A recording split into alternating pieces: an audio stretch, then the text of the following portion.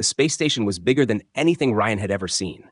From the moment he stepped out of the docking tunnel, he was surrounded by strange smells, glowing lights, and alien faces staring at him. Some looked curious, others cautious, and a few looked like they wanted to test him. He tried not to stare back too much. Humans were rare here, and he knew his kind didn't always have the best reputation. Still, he kept his head high and walked toward the busy market, the sounds of traders shouting in dozens of different languages filling the air. He was hungry, and the smell of cooking food led him to a stall that looked promising. The alien running it had wide black eyes and a smile full of sharp teeth, but the smell from the grill was too good to ignore. Ryan pointed at something that looked like skewered meat, and the vendor began preparing it.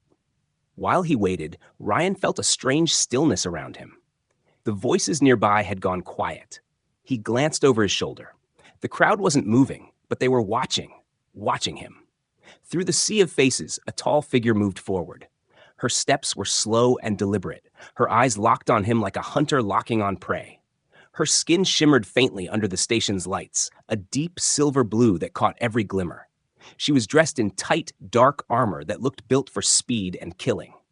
Her gaze never left his, and Ryan's instincts told him this alien, was dangerous.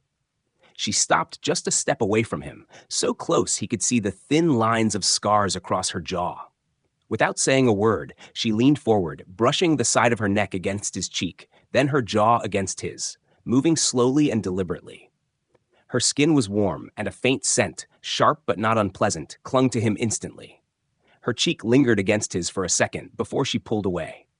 Ryan froze. He heard a low murmur ripple through the crowd, like a secret being whispered all at once. Some aliens looked surprised. Others smirked knowingly. The vendor had stopped cooking and was watching with wide eyes. Ryan opened his mouth to ask what was going on, but the alien woman spoke first, her voice low and steady. "You are mine now." The words made his skin prickle. He wasn't sure if she was threatening him or warning him. He stepped back slightly, but she moved forward in perfect sync, closing the space again. He noticed her eyes scan the faces around them, and everyone she looked at instantly turned away. It was as if the whole market had decided not to interfere. Ryan swallowed hard. I think you've got the wrong guy," he said, trying to keep his voice calm. Her lips curved into something that wasn't exactly a smile. "No, I chose right." Then she looked past him, her gaze fixed on something, or someone, behind him. Ryan turned slightly but saw nothing unusual, just a few shoppers walking away. When he looked back, she was already moving, grabbing his wrist with surprising gentleness, but an unshakable grip. He resisted, pulling his hand back, but she didn't let go. "What are you doing?" he demanded. Her head tilted, eyes narrowing. "Keeping you alive." That sentence only made him more confused. He wanted to ask what she meant, but she began walking, pulling him along through the crowd.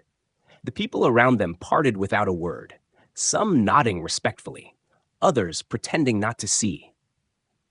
Ryan noticed that no one dared to meet her eyes. It was as if she was someone important or dangerous enough that no one wanted to cross her. As they moved deeper into the station, Ryan felt the strange scent she'd left on his skin settle in, almost like it was seeping into his clothes. He caught a faint trace of it every time he moved. It wasn't just a smell, it felt like something more, almost like a signal. The idea made him uneasy. "What did you do back there?" he asked. She glanced at him briefly, her expression unreadable. "I marked you." "Marked me?" he repeated, baffled. "What does that even mean?" "It means," she said, her voice low but firm, "that every female here will know you belong to me, and they will not touch you." Ryan stared at her, trying to understand if she was serious or if this was some strange cultural joke. "I don't belong to anyone," he said firmly. Her eyes flickered with something. Amusement, maybe, or irritation. "Here," she said, "that's not always your choice." They stopped in front of a lift, and she pressed her palm against the control panel. The doors slid open, and she guided him inside. As the lift began to move, Ryan felt the tension between them. She stood perfectly still, watching the doors, but he could feel the heat radiating off her, the faint scent clinging stronger now. Finally, he asked the question that had been burning in his mind. "Why me? You don't even know me." Her eyes met his, and this time there was no amusement, only a hard seriousness. Because someone else noticed you first. And if she had marked you, you wouldn't be here talking to me right now. You'd be in her territory, and you would never leave. Ryan's stomach tightened. Who? Her voice dropped to almost a whisper. A female who doesn't take no for an answer. The lift stopped, and she stepped out, still holding his wrist. Stay close to me. If you walk away now, I can't protect you. He hesitated in the doorway, glancing back toward the lift controls, thinking about running. But the look in her eyes stopped him. It wasn't just a predator's claim. It was a warning. Something told him that whatever danger she was talking about, it was real, and it was already too late to avoid it. He stepped forward, and the doors closed behind them with a soft hiss. The sound felt final, like a line he had just crossed without knowing it. And though he had no idea where she was taking him, one thing was certain. This woman had just changed everything. Karis led Ryan through a maze of narrow corridors, her grip on his wrist firm but not painful. The air here was warmer, filled with scents that Ryan couldn't identify, some sweet, some sharp, and some so strange they made his head spin. The lighting was dim, with soft blue strips running along the walls. He noticed that the further they went, the fewer people there were. Those who did appear took one look at Karis, then stepped aside immediately. Some even lowered their heads as if showing respect or fear. Ryan kept his steps quick to match hers, but his mind was racing. He didn't like being dragged anywhere without knowing why. Finally, when they reached a quiet section of the station, he pulled back hard enough to make her stop. Okay, he said, breathing fast. I'm not going another step until you tell me what's going on. You mark me like some possession, then drag me off without explaining. What is this? Karis turned to face him fully. Her silver blue skin caught the dim light, making her look almost otherworldly. Her expression was calm, but her eyes were sharp, as if judging whether to tell him the truth. After a long pause, she spoke. You were noticed, she said. By who? Ryan asked. She stepped closer, her voice dropping. By someone dangerous, a female named Vena.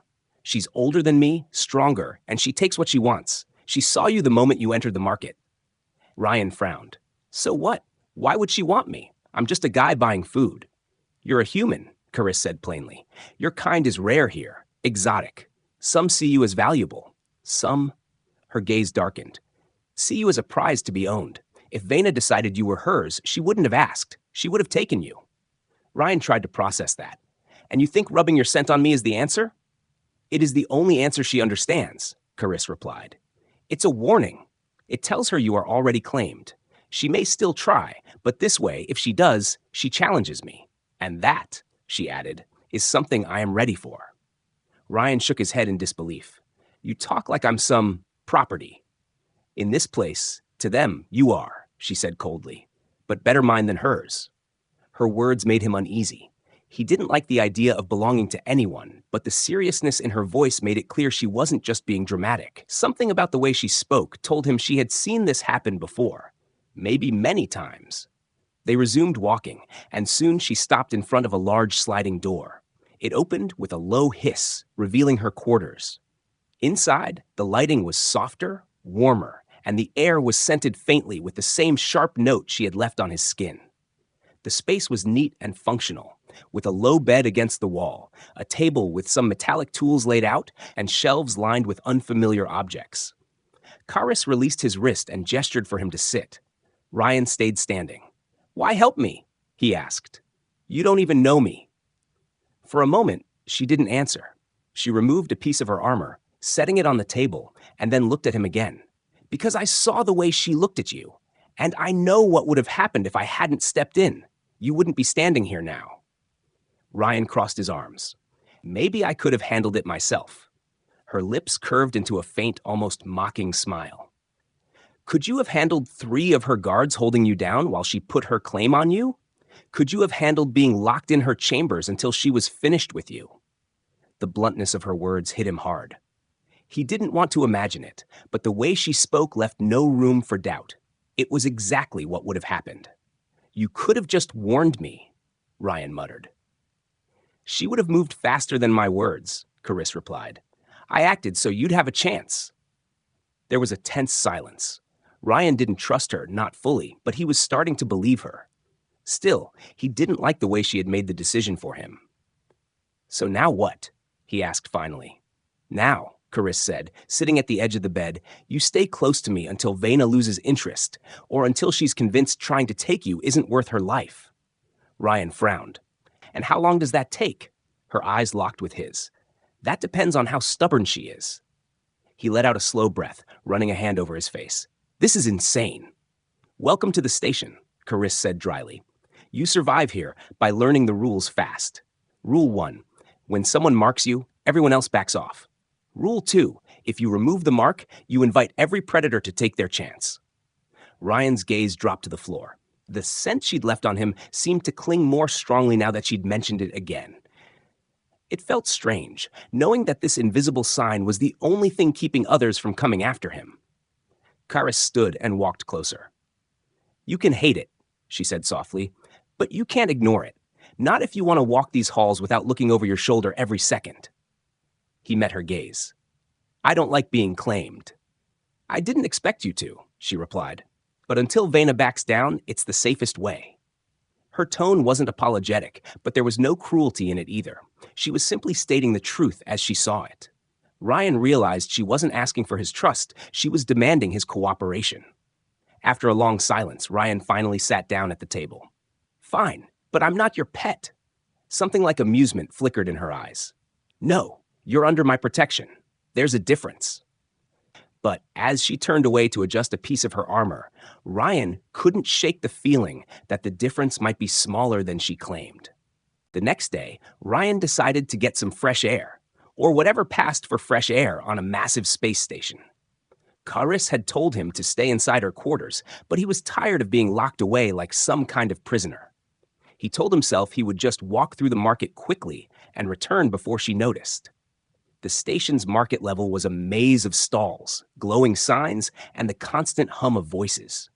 The air was filled with strong smells, spices, cooked meat, and alien perfumes that made his head spin. He moved carefully, keeping his hands in his pockets, trying not to attract attention. Still, some aliens turned their heads as he passed. The faint scent Carice had marked him with was still there, and it made many look at him with either curiosity or disinterest. He was halfway to a small food stall when the light around him seemed to dim. A shadow fell over the path ahead. Ryan looked up and froze. The figure blocking his way was tall, even by alien standards. Her skin looked like dark, polished armor, glinting under the overhead lights.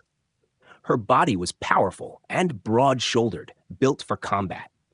Her eyes were bright gold, unblinking, and fixed on him with a hunger that made his chest tighten. She didn't move immediately, just looked him over from head to toe, as if deciding exactly how she wanted to deal with him. Then slowly, she began to circle him, her heavy steps echoing against the metal floor. Ryan's instinct told him this was Vena. Her head tilted slightly as she leaned in close, inhaling deeply. He could feel her breath against his neck. Her mouth twisted in a sharp smile. "Carice marked you," she said in a low, rough voice. "But her claim is weak. I can take you if I wish." Ryan stepped back, trying to keep his voice steady. "I'm not something you can just take." Vena's smile widened, but it wasn't friendly. "Everything can be taken if you are strong enough." Her long, clawed finger rose and gently touched his chin.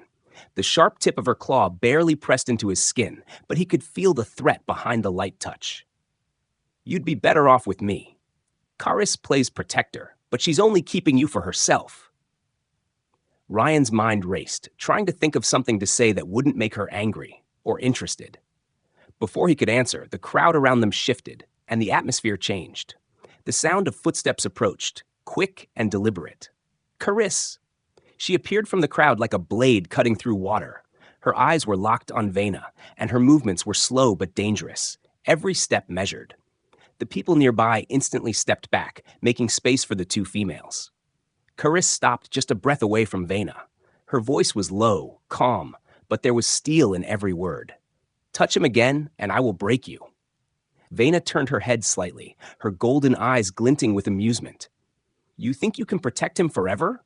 You can't watch him every second." "I don't need to," Carice replied. "One lesson will be enough." The two females stared at each other in silence. Ryan could feel the tension between them like a storm about to break. Around them, the crowd stayed silent, watching closely. This wasn't just two people arguing, it was a battle of dominance, and everyone knew it could turn violent at any moment. Vena finally stepped back, but not out of fear. It was more like she was deciding to wait for a better time.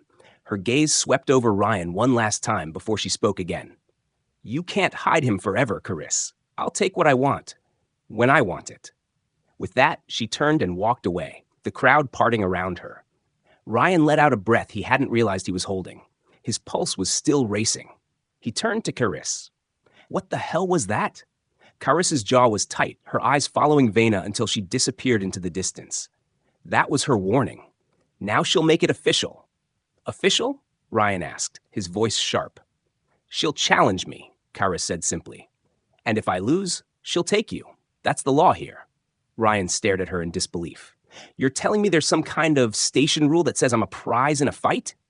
Her gaze shifted to him, and her voice softened just slightly. "Not in your world, but here?" "Yes." He shook his head, almost laughing in frustration. "That's insane." "It's survival," Carice said. "If I don't answer her challenge, she can claim you without resistance. If I fight and win, she backs off." "And if you fight and lose?" Carice's eyes held his, steady and unflinching. "Then you won't see me again." The weight of her words sank into him. For the first time since meeting her, Ryan truly understood the danger he was in. Not just from Vena, but from the rules of this place that treated people like possessions. Carice reached out and adjusted the collar of his jacket, her fingers brushing the skin where she had marked him. "Until then, stay close to me. Don't speak to her. Don't look at her. And don't ever be alone in the market again." Ryan nodded slowly, still trying to process everything. The scent on his skin suddenly felt heavier, like a brand he couldn't wash off. And somewhere deep down, he knew this wasn't over. It was only the beginning. News traveled fast on the station. By the next cycle, everyone seemed to know that Vena had challenged Carice. Ryan could feel the stares whenever he walked beside her. Some looked at him with pity, others with curiosity, and a few with thinly hidden amusement, as if they were already imagining how things would end. The air around the market was charged, like the whole place was waiting for the fight. Ryan followed Carice through the crowded corridor, his voice low but tense. "You can't be serious about this. You're going to fight her. Over me?" Carice didn't slow her steps. "This isn't just about you. It's about what happens if I let her take what's mine without a fight. If I walk away, every predator on this station will think they can do the same." "I'm not your property," Ryan said sharply. Her eyes flicked to him briefly, and there was a hint of something softer there, but it vanished quickly. "Maybe not where you come from, but here, without my claim, you're prey." The word made his stomach twist. He hated the idea that the only thing keeping him safe was some invisible mark and Carissa's willingness to fight for him. "There has to be another way," he said. "There isn't," she replied firmly. "The challenge has been made. If I refuse, she wins by default. If I fight, I have a chance to keep you safe." He walked in silence for a moment, trying to think. "And what happens if you lose?" Her expression didn't change, but her voice lowered. "Then she owns you. Completely. You'll go with her, and I won't be allowed to stop it." Ryan's chest tightened. That's not an option. Carice stopped in front of a weapons shop, scanning the racks of blades and staffs. "Then hope I don't lose." She began picking up different weapons, testing their balance, her movements smooth and precise. Ryan watched her, realizing for the first time how much training must be behind each motion. She wasn't just confident, she was dangerous. Still, he could see the risk. Vena was bigger, stronger, and likely had more experience in these kinds of fights. "You can beat her?" he asked, his voice quieter. Carice didn't answer immediately. She set down a heavy blade and picked up a lighter one, twirling it easily in her grip. "I've fought her kind before. Size doesn't always win, but she will fight dirty." "Then don't fight her," Ryan said quickly. "We can leave the station. Find another place." "She'd follow," Carice said flatly. "And if she caught you outside the station's laws, there'd be nothing stopping her." Ryan cursed under his breath. "So I'm just a prize in some twisted game." Carice finally looked at him fully. "No, you're someone I decided to protect. There's a difference." The way she said it made his chest feel strange, but before he could answer, a loud chime echoed through the corridor. A voice came over the station's comms, announcing the details of the fight, location, time, and the fact that the challenge was for ownership rights. The crowd around them murmured, some casting glances at Ryan like he was already lost. He clenched his fists. I don't want this. I don't want to be the reason you get hurt. Karis stepped closer, her scent faint but familiar now. It's not about getting hurt. It's about making sure no one touches what's under my protection. Her words should have felt controlling, but instead they carried a strange warmth, like a promise she intended to keep no matter the cost. As they walked back to her quarters, Ryan noticed more and more aliens stepping aside for them. The scent marking was working. No one dared to get too close. But he also saw Vena's influence. Groups of her supporters stood in the shadows, watching with cold smiles. When they reached her quarters, Karis began preparing her gear, tightening armor straps, sharpening blades, and laying out medical supplies. Ryan stood nearby, restless. Tell me what I can do, he said finally. Stay out of the arena, she replied. If you get close, Vena might use you as a distraction. That's what she'll want, to make me hesitate. Ryan frowned. So I'm just supposed to watch while you risk your life? You're supposed to survive, Karis said simply. He hated it, but he could see in her eyes there was no changing her mind. Every movement she made was deliberate, her focus absolute. She was already in fight mode, every part of her preparing for the battle. Finally, he asked the question that had been eating at him. Why do this? Why take this risk for me? You could have ignored me in the market. Let her have me. Karis paused, her hands stilling on her armor. For a long moment, she didn't speak. Then she said quietly, because I've seen what happens to the ones she takes, and I wasn't going to let that happen to you. Ryan swallowed hard, unsure how to respond. She finished preparing and stood, her height and presence filling the small room. When the fight starts, don't look away, she told him. You need to see what it takes to survive here. Ryan nodded reluctantly, knowing that whatever happened in that arena would change everything between them. The thought of losing her, even though they had just met, was heavier than he expected. And as the time for the fight drew closer, he realized something else. If she lost, it wouldn't just be his freedom that was gone. Something deeper would be ripped away, something he didn't have a name for yet. The arena was unlike anything Ryan had ever seen. It was a huge circular space with high walls and metal floors scarred from past battles. The crowd filled the seats above, shouting in dozens of alien languages. Some were betting loudly, passing credits back and forth. The air smelled of heat, oil, and something metallic, maybe blood. Ryan stood in a guarded section at the edge, his hands gripping the cold railing. He could see Karis walking toward the center of the arena. Her armor was tight and flexible, made for speed rather than heavy defense. In her hand was a curved blade that caught the light with every step. Across from her, Vena entered through another gate.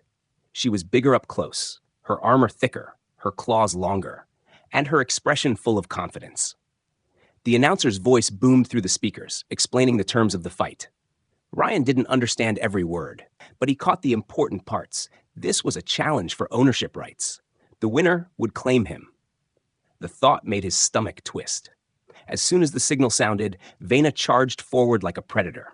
Her first strike came fast, claws slashing toward Karis's head. Karis ducked low, rolling to the side, her blade flashing as she struck back. The crowd roared at the speed of their movements. Vena's attacks were powerful, each blow making the floor vibrate under Ryan's feet. Karis, in contrast, moved like water, slipping out of reach, turning attacks into openings. But Ryan could see the danger. Vena was driving her toward the edge, cutting off her escape. Karis darted forward, slashing across Vena's arm. A dark fluid spilled out, but Vena barely flinched. She swung her other arm like a hammer, hitting Karis hard in the side. The impact made a sharp crack, and Karis staggered, almost falling. Ryan's heart jumped into his throat. Vena grinned, pressing the attack. She used her size to trap Karis against the wall, her claws swiping dangerously close. The crowd chanted Vena's name, sensing victory. Ryan wanted to shout, to run in and stop it, but he remembered Karis's warning. If he interfered, it could cost her the fight and his freedom. Then Karis did something unexpected. Instead of trying to push past Vena, she dropped low, the tout sliding between her opponent's legs in a quick, risky move. Before Vena could react, Karis spun around and slashed deep into the back of her knee. The bigger female roared in pain, stumbling forward. The crowd's cheers shifted, some now calling Karis's name. Ryan's hands tightened on the railing as hope surged through him. Vena turned with fury, swinging wildly. Karis stepped just out of reach, countering with precise strikes. But Ryan noticed something. Karis was keeping her left side turned away. That was where Vena's earlier blow had landed. Even from a distance, Ryan could see the armor there was dented, and Karis's movements on that side were slower. Vena noticed too. Her eyes narrowed, and she started targeting that side, forcing Karis to defend awkwardly. The fight became more brutal, claws scraping armor, blades cutting into flesh, both fighters breathing hard. Karis took a heavy hit to her shoulder and dropped to one knee. The crowd gasped. Vena raised her clawed hand high, ready for the finishing blow. Ryan's chest tightened. This was it. But at the last second, Karis rolled forward, slamming her shoulder into Vena's legs. Vena stumbled, and Karis rose behind her, locking an arm around her throat from behind. With her free hand, Karis pressed the blade against Vena's neck. The entire arena went silent. Vena froze, her breathing heavy. Karis's voice was calm but deadly. Yield. For a moment, Ryan thought Vena would refuse, but finally, with a low growl, she said the word that ended the fight. Yield. The crowd erupted into shouts, some cheering, others angry. The announcer declared Karis the winner, her claim upheld. Ryan exhaled, realizing he had been holding his breath. Relief flooded through him, but it was mixed with something else. Respect for Karis's skill and the way she had fought through pain to protect him. Karis released Vena, who stumbled away, glaring over her shoulder before limping toward the gate. Karis turned toward Ryan. She was bleeding from several cuts, her breathing heavy, but her eyes were steady. She walked to the edge of the arena, climbing the short steps to where Ryan stood. Without a word, she touched the side of his neck again, her scent mark renewed in front of the watching crowd. "Now no one will challenge me again," she said softly, so only he could hear. Ryan felt a mix of emotions: gratitude, confusion, and an uneasy awareness that her words weren't just about protection. There was possession in her tone, and part of him didn't know how to feel about that.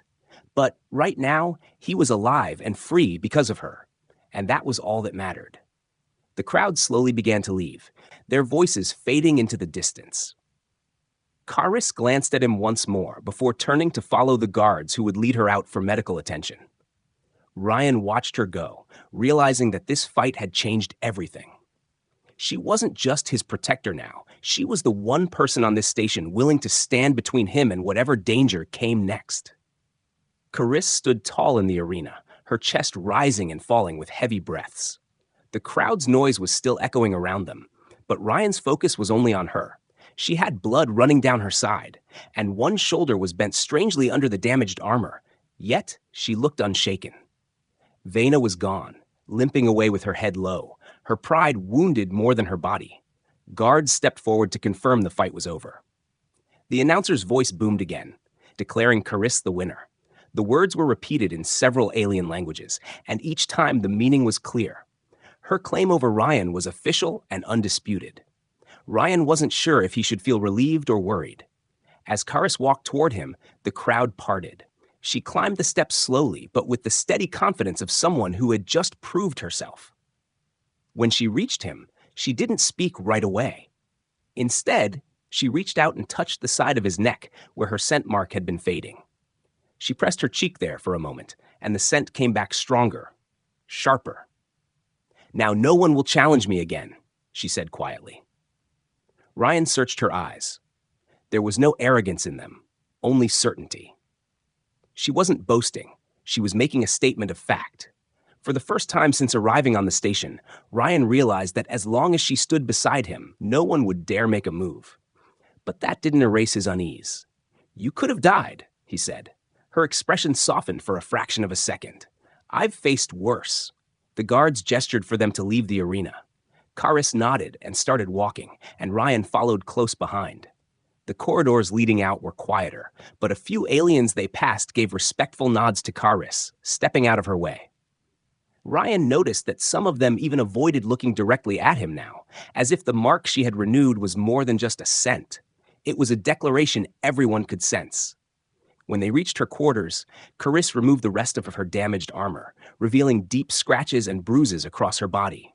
Ryan winced at the sight. "You need treatment." "I've treated worse myself," she said, pulling out a small medical kit from a drawer. She began cleaning the cuts, but Ryan stepped forward and took the cloth from her. "Sit," he said.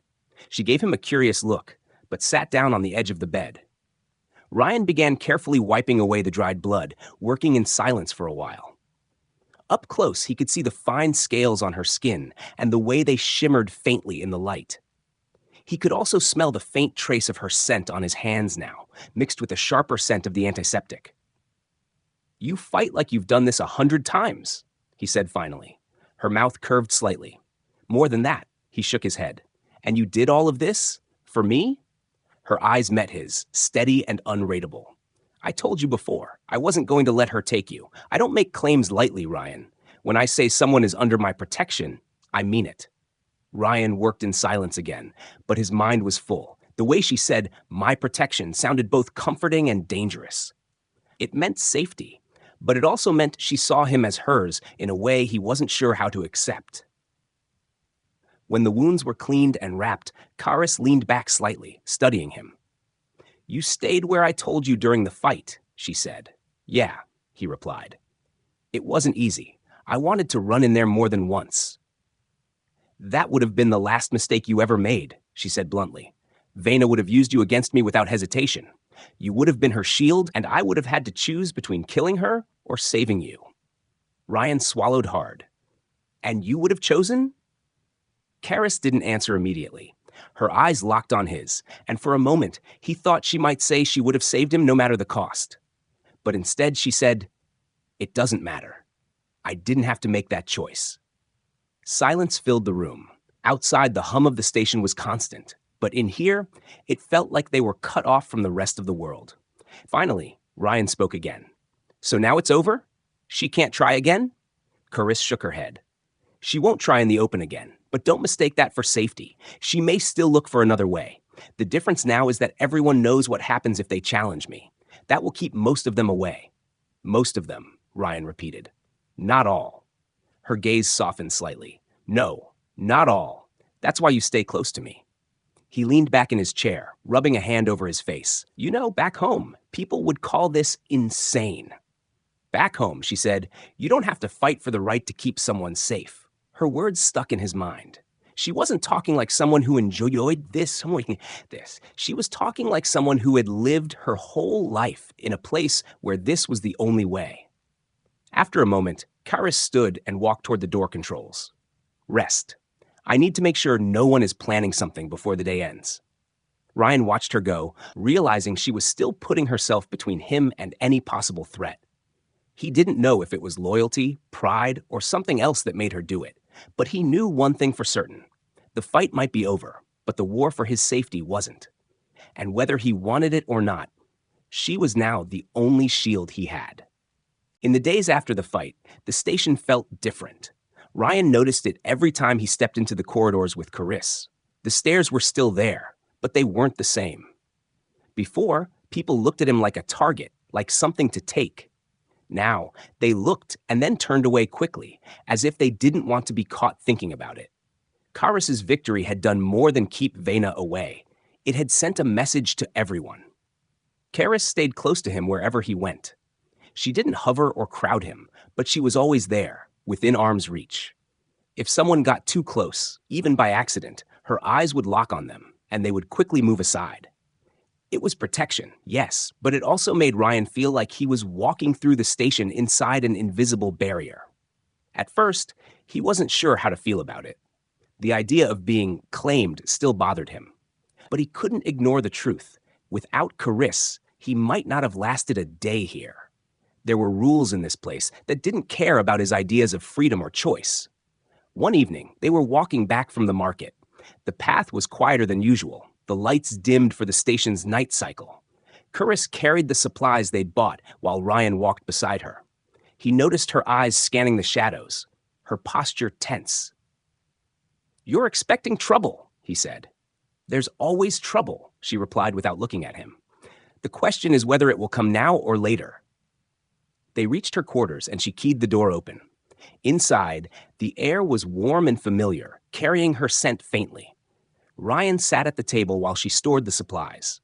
After a few minutes, he said, "You never told me why you really did it." She paused, then turned to face him. "I told you, to protect you." "That's not the whole answer," Ryan said quietly. "You could have just warned me, told me to hide. You didn't have to fight her." Karis studied him for a long moment. Her eyes softened, just a little. "When I saw her looking at you, I remembered another time, someone else. I didn't act then. I thought it wasn't my fight. That person was taken. I never saw them again. I wasn't going to let it happen twice." Ryan felt something tighten in his chest.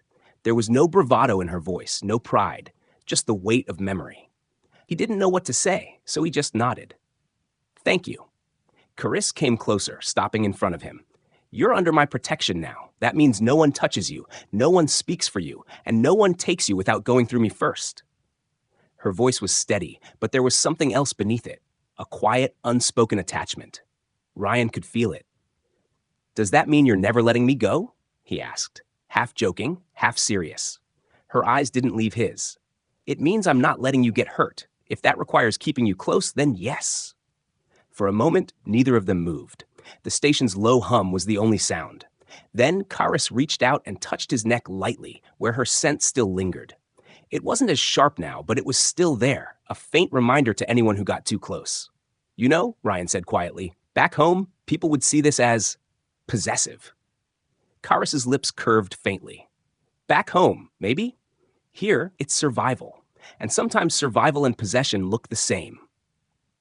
Ryan leaned back in his chair, studying her. He had come to the station thinking he could handle himself, that he could blend in and stay out of trouble. But now he understood. This wasn't a place where blending in was enough. You needed someone willing to stand in front of you when the knives came out. And Karis had done exactly that. That night, Ryan lay on the narrow bed in her quarters, unable to sleep. He could hear her moving quietly on the other side of the room, checking her weapons, adjusting her armor. She wasn't relaxing, not fully. Even with Vena gone, she was still watching for the next threat. Finally, he spoke into the dimness. "You don't have to guard me every second, you know." "Yes, I do," she replied simply. "Why?" he asked. There was a long pause. Then she said, "Because the moment I stop, someone will try again, and I'm not going to lose you." The words settled over him, heavier than he expected. Not lose like property. He could hear it in her tone. She meant lose him like someone important, someone she wasn't willing to see vanish from her life. He didn't reply, but he felt something shift inside him. The idea of belonging to someone had felt wrong at first. But belonging to someone who would fight for you, bleed for you, and stand between you and danger without hesitation, that felt different. When he finally drifted to sleep, it was with the strange comfort of knowing that no matter what this station threw at him, Karis would be there. And deep down, he knew he wasn't just under her protection anymore. In a way, he couldn't quite admit yet. He was hers.